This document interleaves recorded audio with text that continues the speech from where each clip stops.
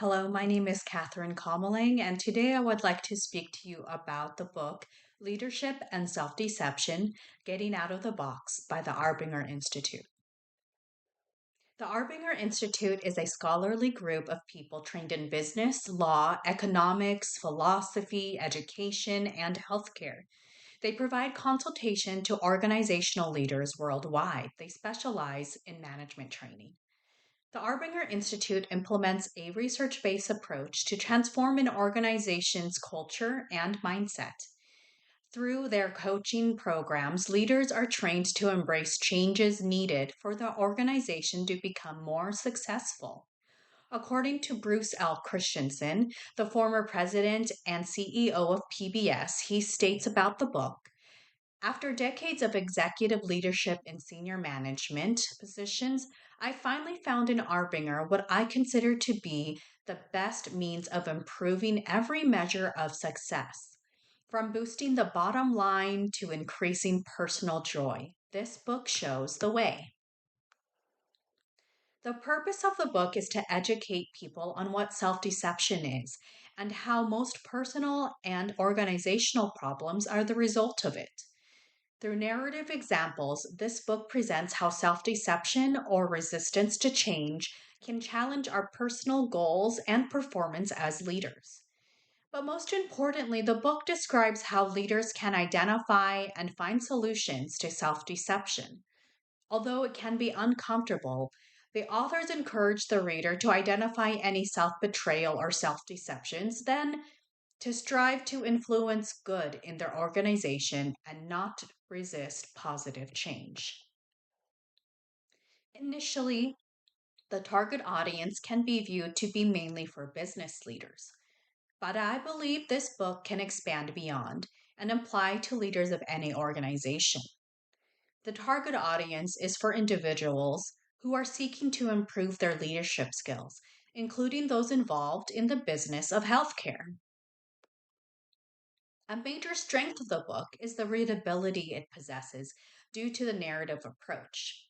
The Arbringer Institute takes the opportunity through storytelling to simplify ways to identify self deception in a leader.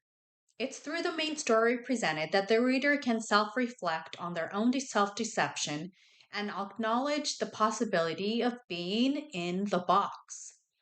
Identifying the root cause of self deception can be a challenging task for leaders to tackle, but the end result can bring about incredible success for the organization. The book describes the story of Ignaz Semmelweis investigating the incredibly high mortality rate in maternity patients. He focused on the problem of death and was stuck in the box as opposed to searching for the root cause of the problem.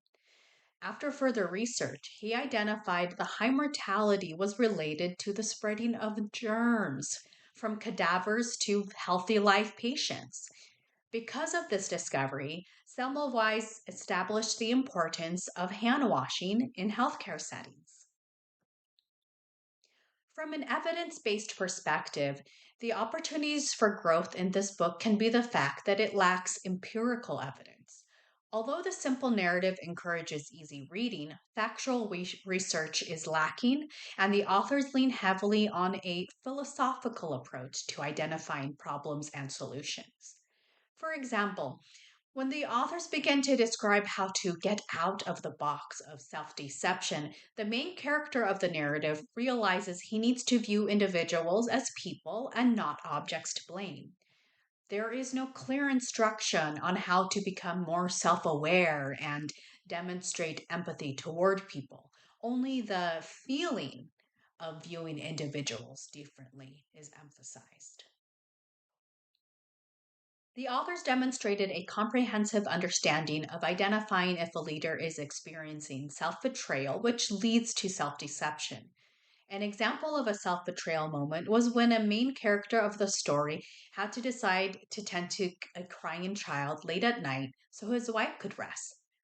The decision to not care for the crying child propelled him toward self betrayal, which included viewing his wife in an uncharacteristic, negative way and justifying his thoughts of self betrayal.